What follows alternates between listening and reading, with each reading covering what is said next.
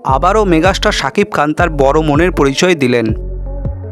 সম্প্রতি বাংলাদেশের পূর্বাঞ্চলে বন্যা পরিস্থিতি খুবই খারাপ আকার ধারণ করেছে। ফলে সেখানকার মানুষেরা খুবই অসহায় অবস্থায় দিন কাটাচ্ছেন।